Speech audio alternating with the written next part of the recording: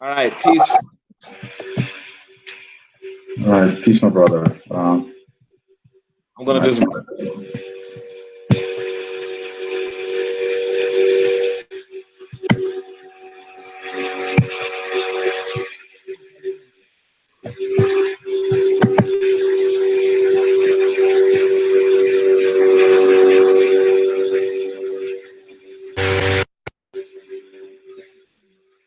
We're gonna start it off.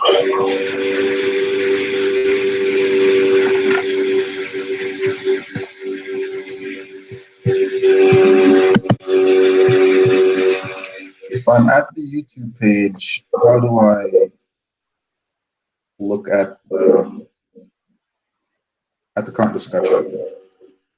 Uh, Okay, I see the live now. I'm pulling that up.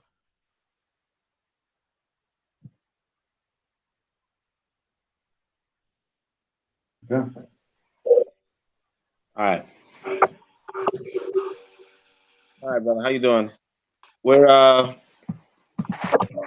live, and we're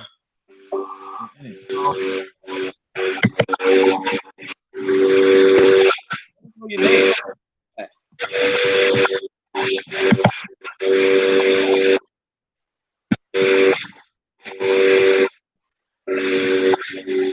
Me?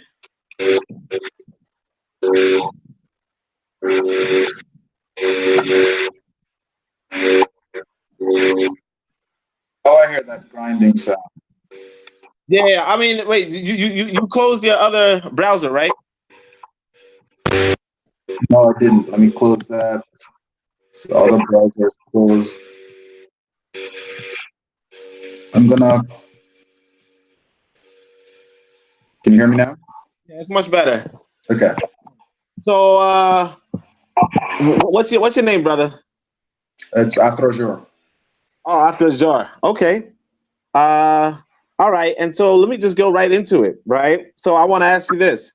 As a Pan-Africanist guitarist, I actually thought you'd wish to speak about music. Mhm. But when I asked you about this interview, you said, let's talk about how we will handle religious tolerance in the Pan-African Nation. How long and how do we establish a framework? The Christianity of Garvey, the Islam of Malcolm, and the agnosticism or atheism of another individual who we look to, idea. And you also wrote, certainly not the content of various religions, but rather the philosophy for accommodating different religious backgrounds within the Pan-African Nation. And so I want to ask you, why Why religion and not music? about religion, and what in your experience informs this choice? Uh, why not music? Because it's that's pretty. I don't think there's much conflict there. We know good music, we know bad music, we know that's productive. I think with religion, we have that's caused way more division, and that's what I see, and that's one of the major conflicts on the continent. Not to mention, here in the States, within families, within countries, and so you know this idea of unifying all these diverse people, that's going to be a big conflict, and I've seen it in I've seen it up close. So it's interesting how we're gonna get past that. How are we going to get past, you say, religious division? Yeah. And for you, that's my thing. You feel like getting past religious division is important, right? But why do you feel that? A lot of the wars right now on the continent are framed as religious wars. And when we look at the Northeast Africa, you have the Arab invasion, you have a strong Muslim influx, then you have, South and Central, you have more of a Christian base or more traditional indigenous religions. There's a lot of conflict. The people that I've contacted, my main contact is through friends in Facebook who are in Africa. And one of the things that you hear them fighting about constantly is religion. They're talking about, the stupidity of Christianity, the stupidity of Islam. That's the conflict that comes to mind. So I guess. Well, all right, but in that, just to, probe a little, right? In that context, if one of those religions won in a certain area, Mhm. I didn't hear anything after if one of those religions won in a certain area. so like, let's say you pick a random nation, Nigeria, right? Okay. Nigeria says, what if we're all just going to be Christian, right? And they win. Like the Christian side beats the Muslim side, let's say. What's wrong? Like, why would we need religious?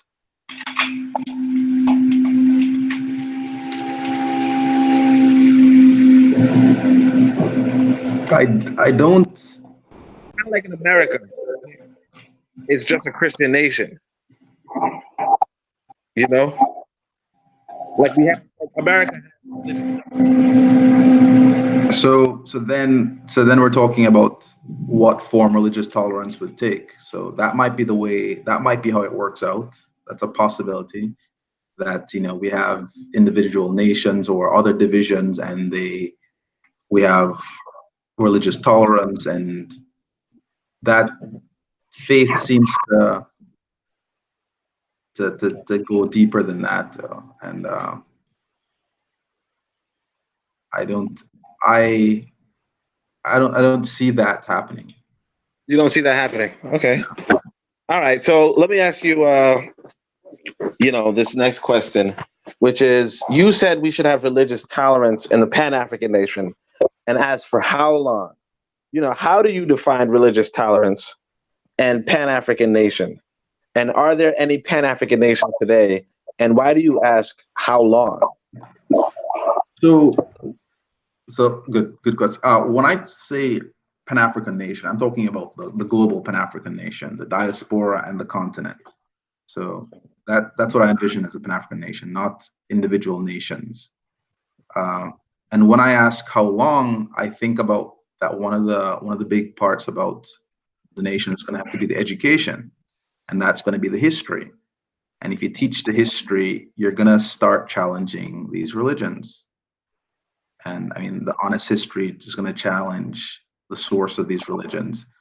And so that's kind of my question, how long? Because education is always political, it's going to create an ideology. And so I can't see how you can have a true, honest education without challenging these religions. That's why the how is there. Because it's not something you're going to set out to do immediately. Like, you don't want to destroy and attack people's religions. But when you start presenting them with a true history or background, the challenge is just inherent. So that's the conflict I envision, is how do we deal with that? So when it comes to a nation, then, because you're talking about a nation and, its national leadership, you believe that a Pan-African should be accommodating towards different religious views of the Pan-African population, right? It seems like we have to start there. We have to start there, where I think let's start off as being as inclusive as possible. So yeah, come in. We're not going to challenge this part of what you're thinking. I don't know how you hold. I don't see how you define the orthodoxy of what it means to be a member or citizen until you've had as much input as possible. Uh-huh. So wait, so let me get this straight. Apparently, I'm a little choppy, by the way. But you can hear me fine, right? Yeah. Okay. So I'm trying to understand. You have this nation. Its leadership. Its leadership. So here's the thing. So in every nation, we have what is called like we have like a nation decides whether you can build a religious institution, right? And if you can build a religious institution, like how that nation would provide for that religious institution, So one of the things that I think that all of us should read is the 1804 Constitution, but it's really good to also compare it to Toussaint's Constitution. So Dessalines wrote one, Toussaint wrote one, and they both talk about You cut off now. I can't hear you. You interference. just But what I'm saying about that is Dessalines, he says, look, we're not going to have a state religion. Toussaint says we're going to have a state religion, and that is going to be Catholicism or something like that.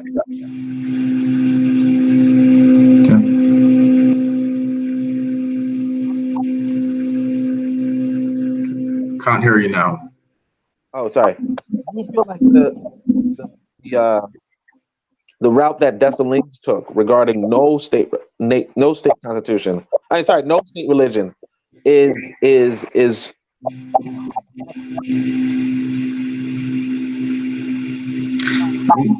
No state religion makes the most sense. Let me ask you this though, because you were saying education. Mm-hmm. Now, as far as I understand, like, how much liberty are you going to give religious institutions, or how much liberty do you think our posterity or us as pioneers and leadership should give to religious institutions in order that like how much liberty do they have to educate their own?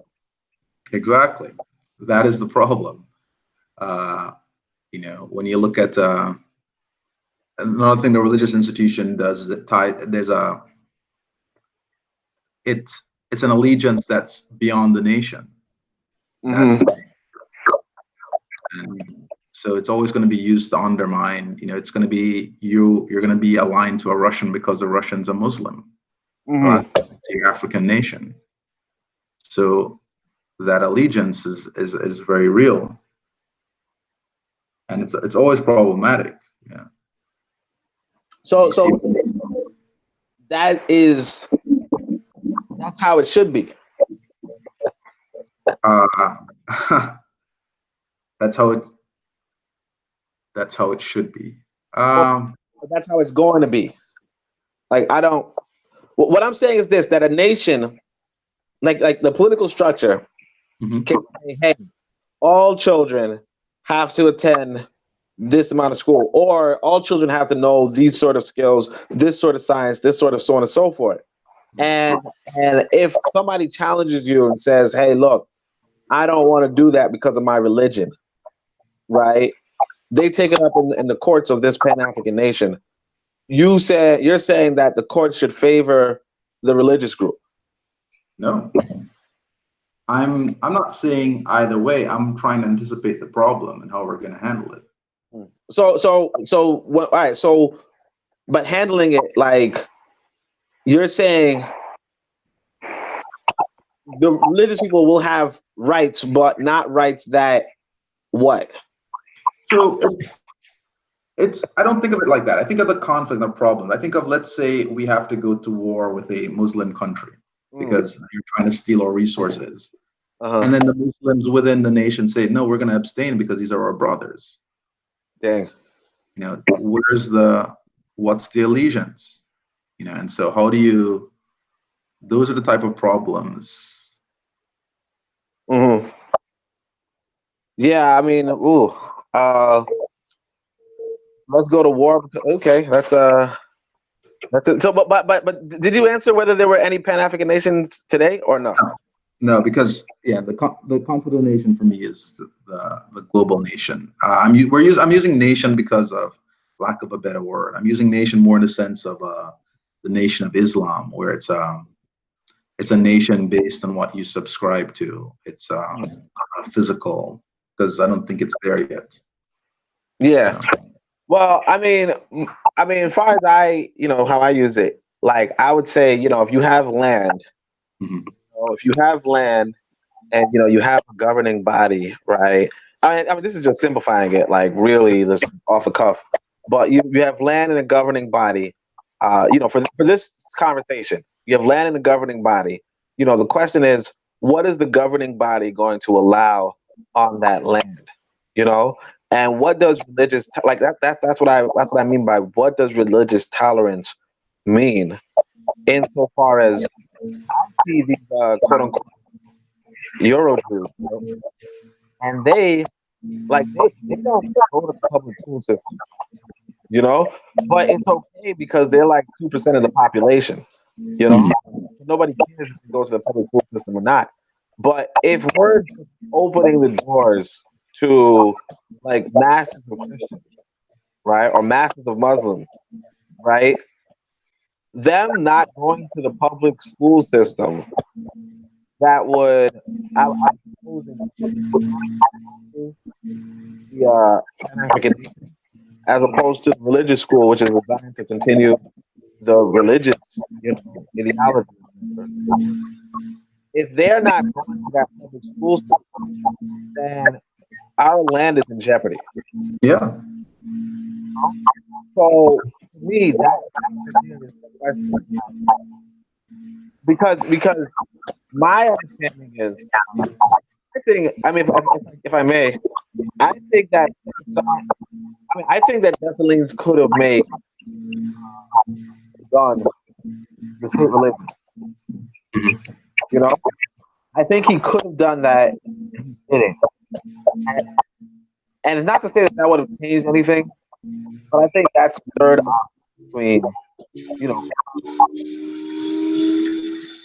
To, I mean, third option between Catholicism and no state religion.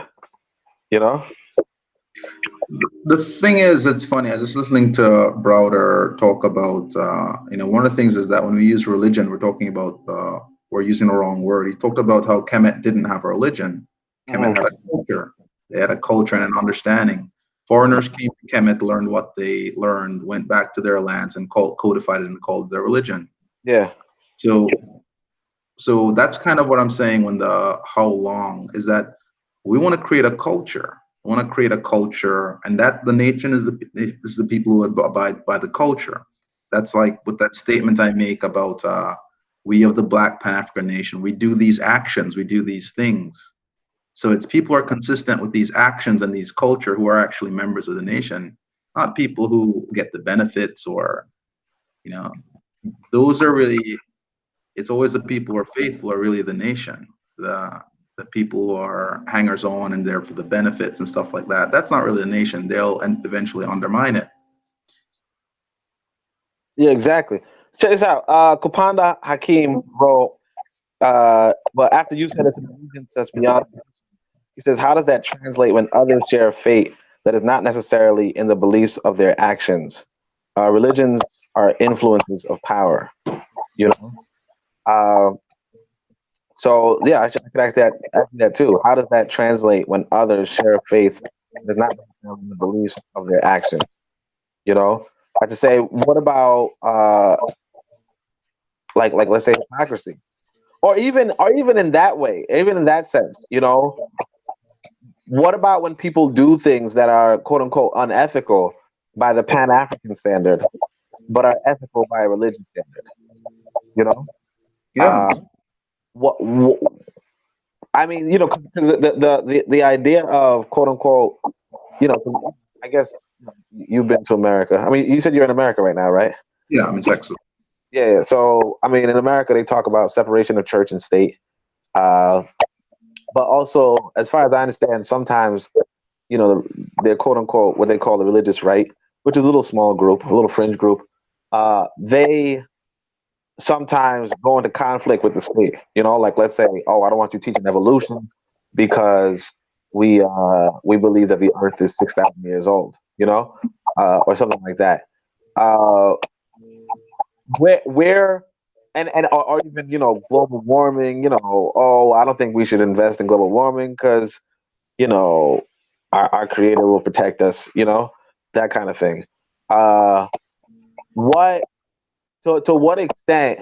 And this is what I mean by the lack of a national. And I mean, or even like you said, like you're saying, okay, let's do a national culture, right? But my understanding is that Christianity and Islam are their own cultures. And as far as I can tell, if we are taking from the majority and saying, look, you come as you are, right? We're going to have something along the lines of 90% or 95% Christians and Muslims. Yeah. Who are loyal. I mean, who are. It doesn't seem like they're required to practice a Pan-African culture. Well, and I think that right there, might be one of the matters. So I'm going to ask you this. In fact, I'll just go to the next question, which is, how important is religious tolerance to you, and why is that? And do you believe that freedom of religion is an African right, and why or why not, and based on what?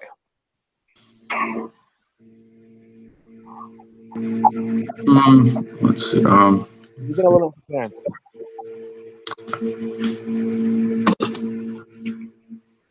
All right, it's good. Something, 1 second. I'm trying to see if I can actually look at the question while I'm responding, so that.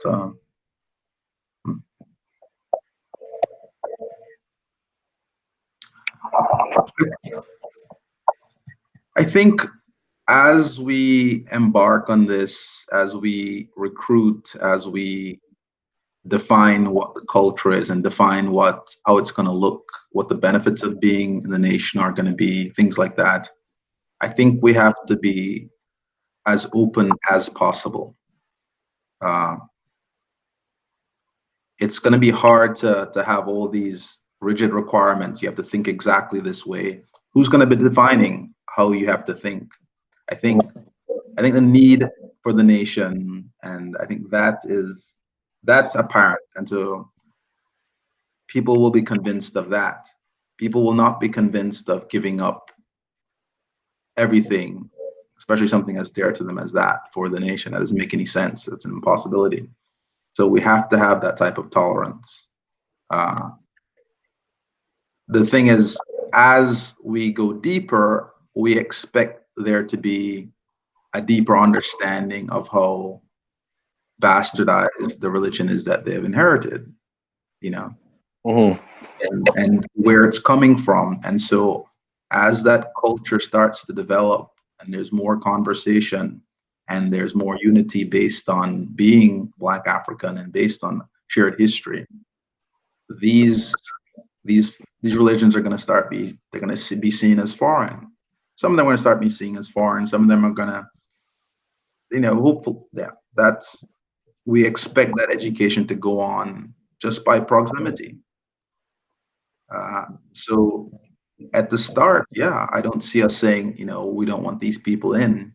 But at the same time, once these people are here, if people are unwilling to learn and understand and to change their priorities, then it just won't function. But in the beginning, I think you're open arms, but you're. Yeah, my thing is this, honestly, right? I don't think Black people are as attached to religion as we think they are, or as we are.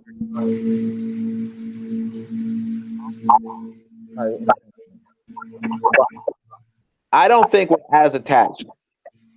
And the reason why I would say that is because you can take an African, you can go to the continent and you can take his religion, or even Malcolm X here in America, not literally snapping the finger, but my thing is this: I think a lot of the trouble with the right, the tenuous one, the one that's not really man-based, right? The trouble with us is that we underestimate the power of employment. We underestimate the power of livelihood, and I think I have a quote from Cabral that goes along those lines of, people don't we're conforming to get along, definitely. Huh? We're conforming to survive. Yeah. Like, we don't care about the ideas in your head as much as can we feed our children. Yeah. And the reality is, the Christians, not only do they feed the children, through charity, but they can feed your children, through giving you work, among other things, right?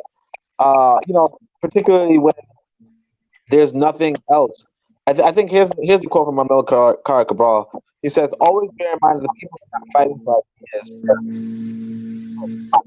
fighting to win material benefits, to live better, to see their children go forward, to guarantee the future of the children." When I read that, I think of how we can provide a nation of people that give them something to live for, that give them an opportunity for peace and see their lives go forward with their children.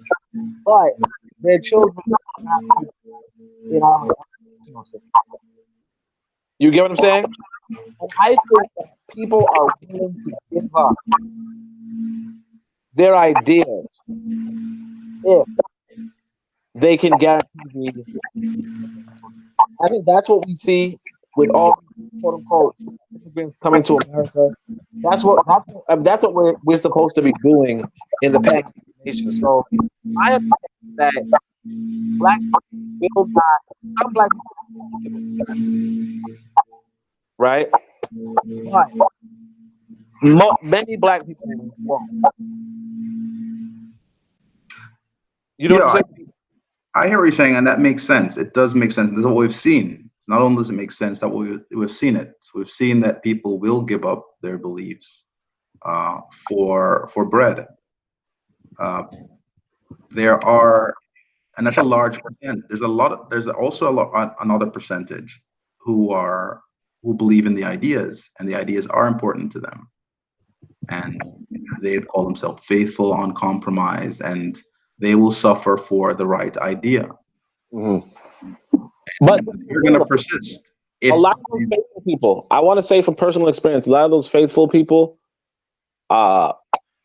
become faithless sometimes, And I think what we see with those quote unquote faithful people is the idea that they might very well just be like cognitive people, like deep thinkers who are deeply thinking about the wrong idea, But when you introduce them to something better, particularly if you give them material benefits, like they come around.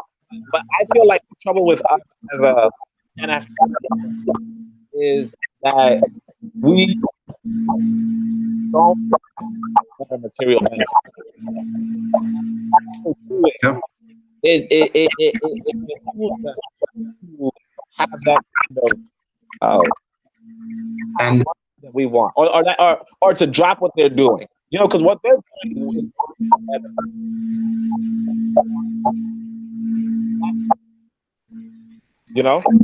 So sorry, that part totally dropped out. Oh, sorry. I said what they're doing for themselves is working out better than what we're doing for ourselves. What we're telling them to do for ourselves. All right, sorry. What we're telling them to do for themselves. It's kind of like I'll use my mother as an example. A Christian, deep rooted Christian, right? She has friends in church. She has, and when I say church,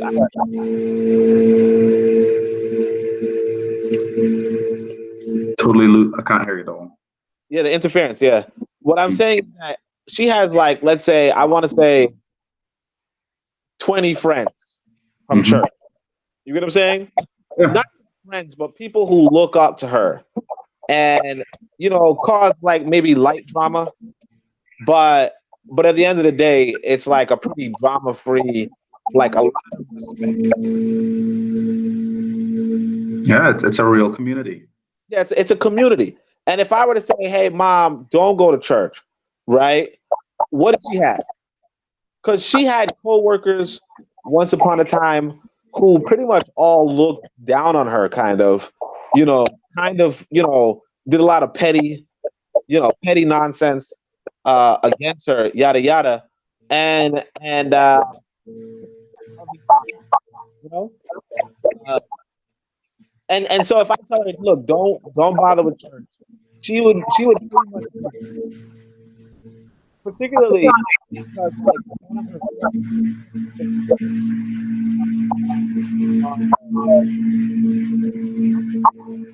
I'm not hearing.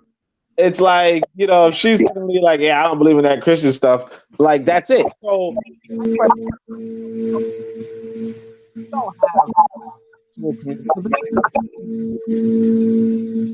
physical community, a physical community, it has its own, like, it has its own building, all that stuff, right? It has its events, has that, and then we as the Pan African don't. So my thing is that people will not do that. I'm sorry, I probably heard about 15% of that. I said people will not drop that. Yeah, they will not. Or, go read a book. Go read Asada Shakur. You know what I mean? They're not going to drop the whole community and charitable events and having meaning and having people who care about you just to go read a book by themselves. I mean, not to say that nobody would. Not to say, but I.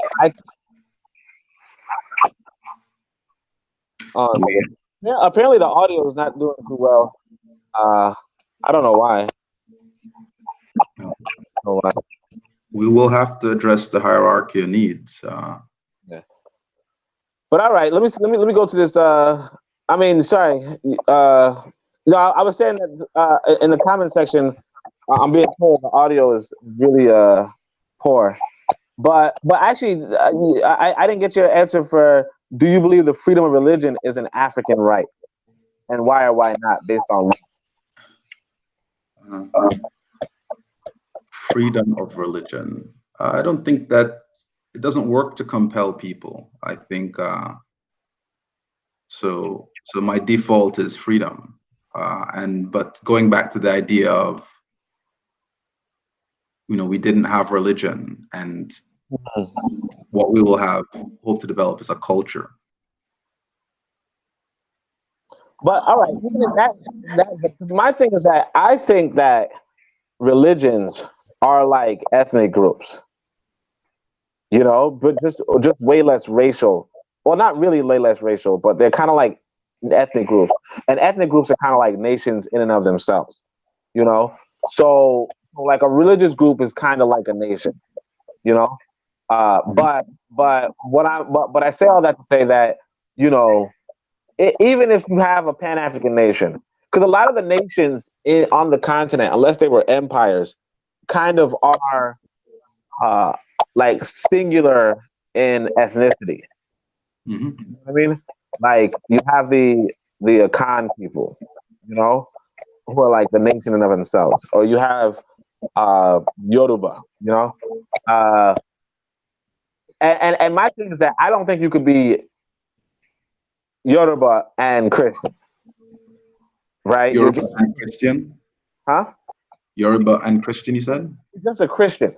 You know what I mean? You're just a Christian with Yoruba parents or something, right?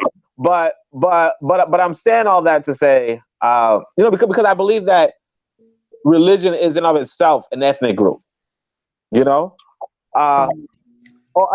in and of itself a nation. So when I say freedom of religion, like you were saying, more like a culture, right? Then in that vein, if we're making a culture,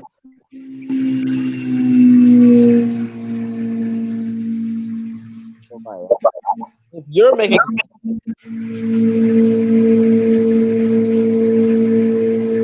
if we're making culture, oh no, sorry, the interference came back up. So if you're making a culture, and I'm making a culture, no, sorry, if you're making a culture, let's have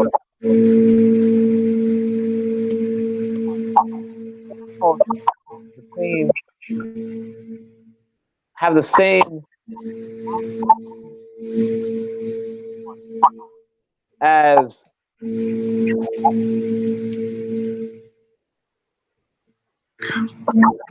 I mean, think about how a comparative religion class would be handled within the education of the Pan-African Nation. Yeah. Mm-hmm. It's going to show, it's going to say, well, look at the many stories of resurrected deities, okay, Mm-hmm. preaching Christ. It's going to look at the history of Islam, what it took from Kemet. It's going to look at Moses and say, and it's gonna have to relegate these things as it's gonna have to draw some conclusions. So you're going to be coming counter to these religions. A true education is going to be counter to these religions. But that's the question here. Are you going to require, or would the Pan-African Nation require people like people? Can people not abstain from comparative religious courses?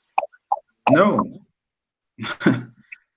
I don't see. I mean, in the beginning, people are going to come in with whatever, but once we start having an education system, can they pick parts of it and say, okay, I'm going to skip that?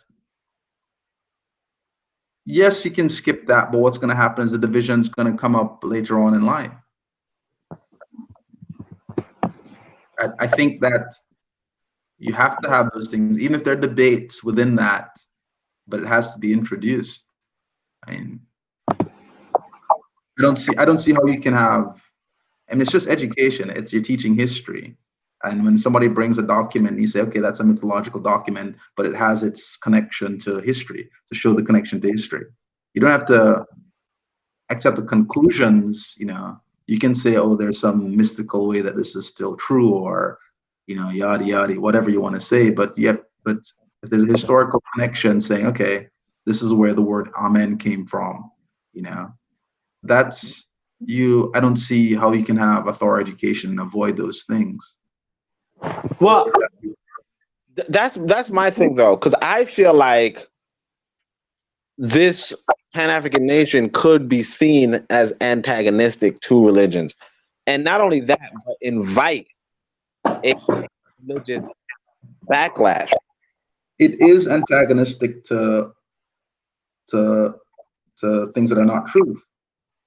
Well, look here though. I mean, like this, because historically, let's say, or even we can say historically, Muslim nations have had what they call jihads against nations that, quote unquote, subjugated, oppressed, challenged Muslims within them. This sort of system where like the Muslims has like a huge population, a sizable population within the borders, but has no outcry, has no ability to respond in any legal manner against what is, evidently a direct affront to their religion. That nation, it would almost to go out themselves, neighboring nations, or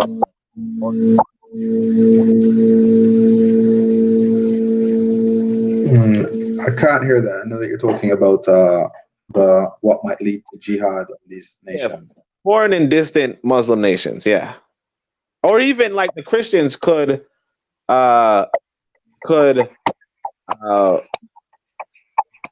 appeal to America for Christian, for American support.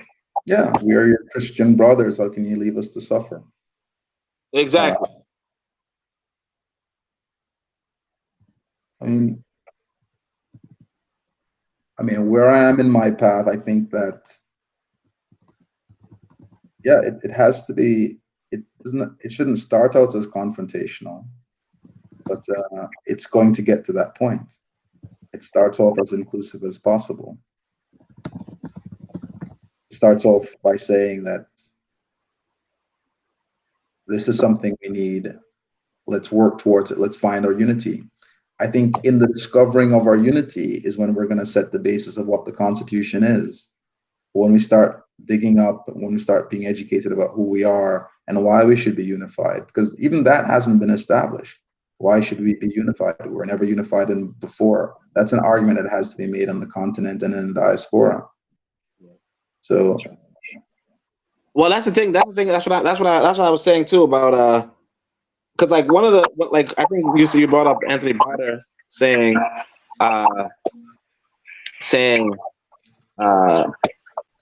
they learned our culture and made it religions. Yeah, Kemet had cultures.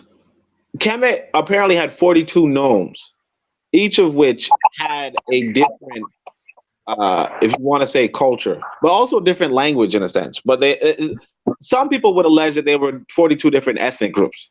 You know, kind of like how the Yoruba, I think they pray, they esteem Olodumare, I believe, and then the Akan may esteem. Geez, I used to know this off the top of my head, right? But oh yeah, Unyame, right? Like that's how it was in Kemet, where you have, you know, today what you call the, well, some people call it Memphite theology. Some people will call another place the Thebes philosophy, you know, so on and so forth. Why I'm saying all this is that perhaps not having, I mean, would it be easier to have a large population that would to reach out toward another population, or we would that, yeah, you know. Sorry, a large population that would do what? I said a large population that will go against us. That it's bound to go against us. Or is it better to just like have a number, like requirements, you know, like a like not a closed border, but like a, you know.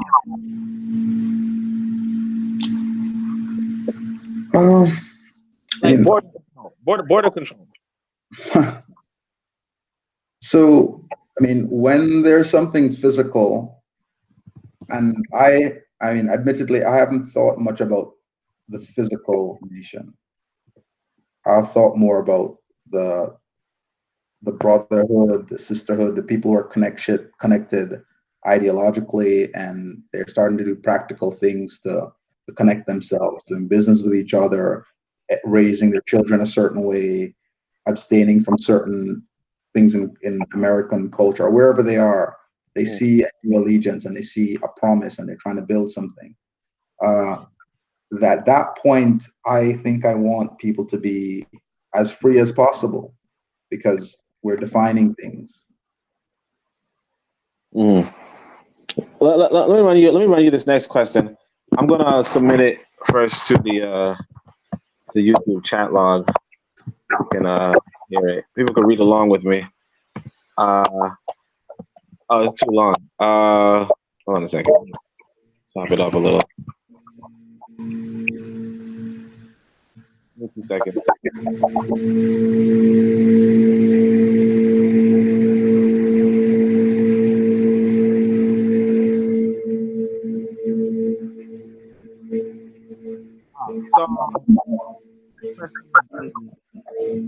In my little Florida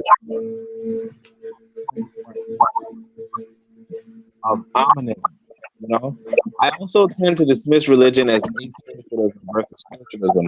Most aspiritualism derives from the Eurasian experience. If Clark and others described it, that everything ever devised was meant to do anything but control over the world.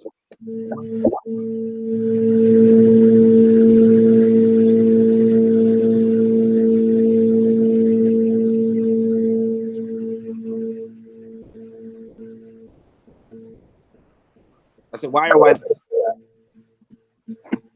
Yeah, I definitely see it as a liability. Um, why do I see the liability? I mean, in the statement, the fact that how we've received these ideas and who the ideas have been tailored for, all these things make it a liability. It has to be, we, Let me just tell the chat log. By the way, I typed up the question in case you didn't hear it. Anyway, in the chat log. All right, sorry. Yeah, it was hard to hear. Thankfully, I have it here so I can read it. Should I read it? Should I say it again? No, I put it up in the chat log. Okay. I don't have that up. I'm just looking at you had emailed it to me previously. Yeah. No, it's okay. It's okay. So what were you saying about you said it's a liability. It's a liability because it's the practice and the understanding is just riddled with cultural assumptions and just, I think, wrong information. So whatever, it's like it's been stepped on. The truth that is in it is it's all these things added to it. Mm-hmm. So that process has to happen to say, where did it come from? Yes, there's an essential truth in it, and that's why you're deriving benefits in it, and that's why it's resonating with you. But look at all the other stuff that you have taken. It's a lot of dirty water. You have to remove the contaminants. And so it's going to come to that point. It's going to come to that point where people are going to they're going to understand the history. They're going to have the luxury of understanding the history with a proper education of where this is coming from. So my thing is this: do you you feel like people should maintain their religions, even though they're going to be contradictory toward the Pan-African Nation? I don't think that people should maintain their religions. I think that we're going to have a situation of people coming into the nation with their religions. And by nation, you don't mean land-based nation. You mean as you reach out now to find people to collaborate with and make the land-based nation a reality, you're going to find good people who identify with all of your ideas, but they're going to say that I'm Christian. Oh, I see. And you're going to find great people who identify with all of your ideas and they say, but I'm Muslim. And I think we have to make use of those people. We can't say, well, it would be great. You could join us if you weren't Muslim. You could join us if you weren't Christian. I don't think that's possible. Well, I see. But you mean like even that's what I'm saying, because like you said, there are some people who are just some people are just religious. Yeah. Religious, So and I say that to say like some people, like most people, I feel are kind of just going with the wind, Definitely. There's a large percentage like that. And if you were to put them in a Yoruba situation, they'd come out Yoruba, So for me, like you said, we can expose them to a lot of truth, and we don't have to attack their religion per se. We don't have to block them at the door. They're not really holding on to it. Some people are holding on to it. Like mother, it means a lot to her to be Christian. Church every Sunday, whether she's sick or not. Church every Sunday. Duties in the church. I think head of the choir kind of thing. Well, not head of the choir, but somewhere up in the choir. Correcting the pastor, that kind of stuff, right? I feel like no, I would not invite her to. Like that's my flesh and blood. that's my mother, and no, I would not. You know what I mean? Uh, like, yeah, I'll probably like try to save her somehow, but like, real talk, I'm not gonna. You know what I mean? Yeah, I mean, I understand the problem. I mean, I see the problem, but I think some of those people are,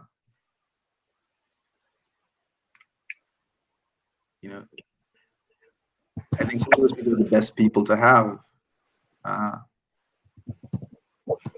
Yeah, because I think you used Garvey and Malcolm, but I mean, you know what I mean? Like my thing with Garvey and Malcolm is obviously they're not around anymore to say one thing or the other.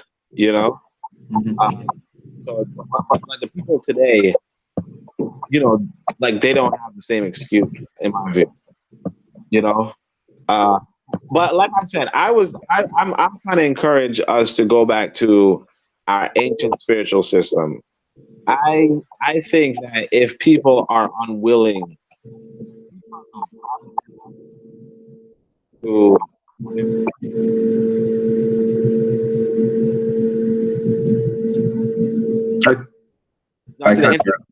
yeah, people are unwilling, then that's fine. You know what I mean? I mean, as far as the land is concerned, that's absolutely fine if you're unwilling. You're not, go to another land. It's better for your children. Like that's fine. You know what I'm saying? Like we just won't think. And the thing is that I think a powerful black nation can still be good for people who don't travel to. You know what I mean? So, crazy black person in the middle of America or Jamaica or wherever, right? You would still become a powerful nation, uh, and that's really like how I would like reach my mother. Uh, it's not really a matter of hey mom, come let's build a nation together because she's not with me. She shows up, she's like where the church is at. You know what I mean? But but uh but as far as us as far as us creating as far as my view on that is no, I don't want I mean like you said, you don't like a lot of people can't really close the door on the majority of the people. But as far as and this is why I also want to talk about class and the importance of as to say that you want leadership to have the right ideology, the leadership, then you might have a problem. But as a Christian, it's perfectly fine because at some point it's like who cares what the followers are, like in McDonald's, who cares if the burger flipper is a socialist? Who cares? Like what McDonald's cares about is a leadership socialist, or is a leadership capitalist. You know what I mean? But it looks like it's coming up to 1:54. So I'm trying to this last question, which is if people, hold on, let me type it into the chat. I say if people want to build a nation with you, also, what's your music platform? If you want to hear your poetry in song. Sorry, what was that? If people want to build this nation with you, what's your music platform? Instagram and YouTube seem to be the best places. Yeah, Instagram and YouTube are the best places. And the name Athrazhur, it's a difficult spelling because I'm the only Athrazhur. So if you ever search anywhere, it's me. All right. And then you said they could just reach you that way and they can listen to you and listen to me. They can invite me to perform. I'm always available to perform, and yeah. All right, brother. Well, thank you so much for joining us. Hope the interview was to your liking. That's my first interview, so sorry if it's It was great. We were great. It was just the technical difficulties. These are good. It's a very important idea, and it's funny. Reading about Maurice Bishop, he talks about how the church was used to undermine the Grenadian Revolution. There you Because go. of their allegiance to outside forces. So Yeah, that's the thing. It's like, well, do we learn from history, or do we repeat it? You know? Exactly. Or as the phrase goes, those who don't learn from history are doomed to repeat it. You know. So yeah, I mean, that's what I'm wondering what we should do. But thank you so much for your time. I definitely appreciate it. I appreciate Kupanda Hakim for pointing out how choppy the dialogue was. I'm actually about to interview him right now, but thank you for your time, brother. All right. Thank you. Have a great day. Likewise. Take care, man. Take care.